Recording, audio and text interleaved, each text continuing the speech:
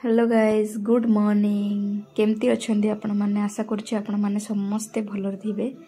आज किसी मु कहवाक जाऊँगी शीत दिने केमिति आमे माने लिप केयर करिपरिबा जहाँकि सदाबले आमर ओठटा पिंक हेकी रहिबो एंड फाटिबनी प्लेन हेकी देखाजिबो।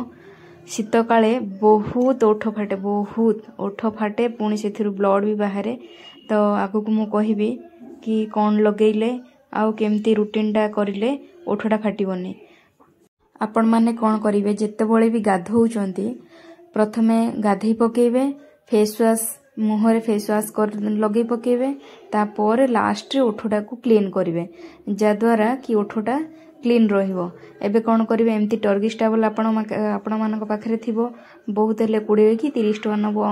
भैसलिन भी एठी मु देखाई देलिनी भैसलिन रो कोन एठी करिवे आमे देखिबा ओठरे केतेबेले लगेइबा।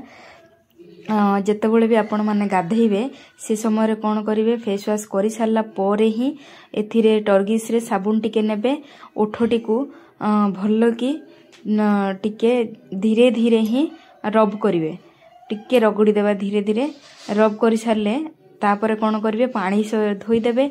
जेतेबेले ओठटा ओदा थिबो बहुत जोरे की रगड़ीबेनी धीरे धीरे ही रगड़ीबे। जेतेबेले ओठटा ओदा थिबो से समय आपण कौन करिवे भैसलिन टा ऐड कर देबे लगे पकेबे। भैसलिन टा लगेले कौन होबो कि जेतेबेले भी आपण माने गाधौचंदी ओठटा ओदा थाए तो से समय आमे जहाँ भी एप्लाय करले आमे रब करथिबु स्क्रब करथिबु जहाँ भी एप्लाय करले से ओठरे एकदम ओठरे मॉइस्चरटा रहिबो।